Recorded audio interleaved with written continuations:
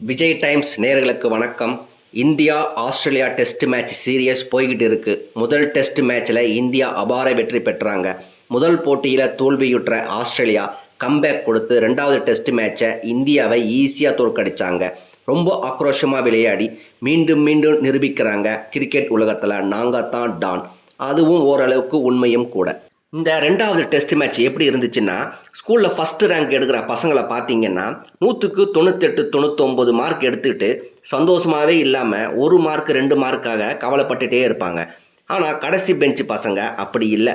35 mark எடுத்துட்டு just pass ஆனாலே துள்ளி குதிச்சு சந்தோஷமாக இருப்பாங்க. அது மாதிரி இந்த ஆஸ்திரேலியா ஒரு மேட்ச் தோத்ததுக்கு மானமே போன மாதிரி ஃபீல் பண்ணுறாங்க. நம்ம இந்தியா டீமை கடைசி பெஞ்சு எல்லாம் சொல்ல முடியாது, ஒரு ஆவரேஜ் ஸ்டூடெண்ட் தான். அதாவது 80-90 மார்க் எடுக்கிற பசங்க மாதிரி. அதனால் செகண்ட் மேட்ச் தோற்றதுக்கு ரொம்ப எல்லாம் ஃபீல் பண்ணலை நம்ம இந்தியா டீம்.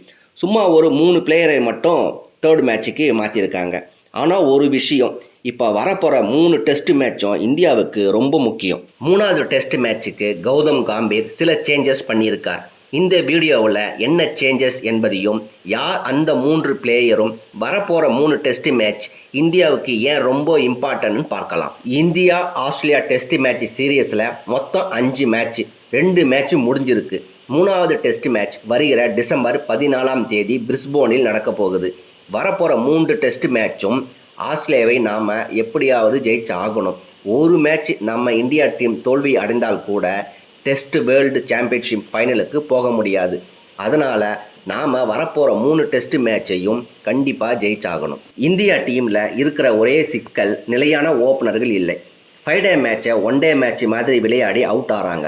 முதல் டெஸ்ட் மேட்ச்சில் கேஎல் ராகுல், ஜெய்ஸ்வால் இவங்க 2 பேரும் சேர்ந்து 201 ரன் பார்ட்னர்ஷிப் எடுத்ததால் நாம் ஃபஸ்ட்டு மேட்சை வின் பண்ணோம். ஆனால் அதே சமயம் ஆஸ்திரேலியா கம்பேக் கொடுத்து செகண்ட் டெஸ்ட் மேட்ச்சில் கேஎல் ராகுல், ஜெய்ஸ்வால் இவங்க 2 பேரையும் பார்ட்னர்ஷிப் பண்ண விடாமல் இவங்க 2 பேரும் 2 இன்னிங்ஸ்லேயும் சேர்த்து 68 ரன் தான் எடுத்தாங்க. இதனால் 3வது டெஸ்ட் மேட்ச்சில் கேஎல் ராகுல், ஜெய்ஸ்வாலை ஓப்பனராக இருப்பாங்களான்னு ஒரு சந்தேகம் இருக்குது.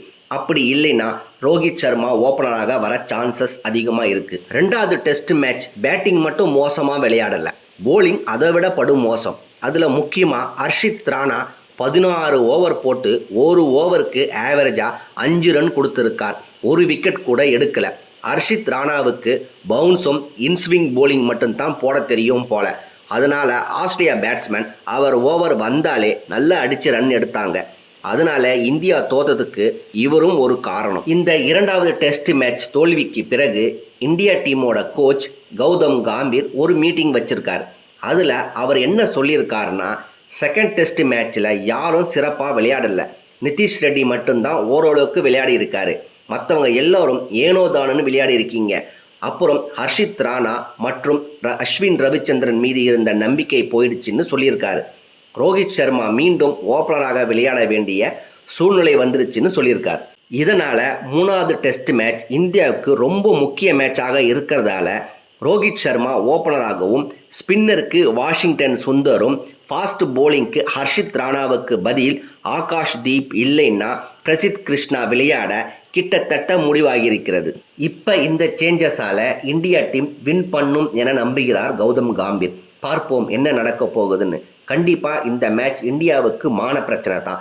ஆஸ்திரேலியா காரணங்க ரொம்ப நக்கல் பண்ணிட்டாங்க, நம்மளை சும்மா விடக்கூடாது. கிரிக்கெட் ரசிகர்களே, நீங்கள் என்ன நினைக்கிறீங்க கௌதம் கம்பீரோட சேஞ்சஸை பற்றி? இந்தியா வின் பண்ணுமா என்கிற கருத்தை தெரிவிக்கவும். உங்களுடைய கமெண்ட் எனக்கு ரொம்ப முக்கியம். அதனால் உங்களுடைய கமெண்ட்டை தெரிவிங்க. இந்த வீடியோ பிடித்திருந்தால் லைக் செய்யுங்க, ஃப்ரெண்ட்ஸுக்கு ஷேர் பண்ணுங்கள். மேலும் கிரிக்கெட் நியூஸ் அப்டேட் தேவைப்படுறவங்க இந்த விஜய் டைம்ஸ் சேனலை சப்ஸ்கிரைப் பண்ணுங்கள். நன்றி.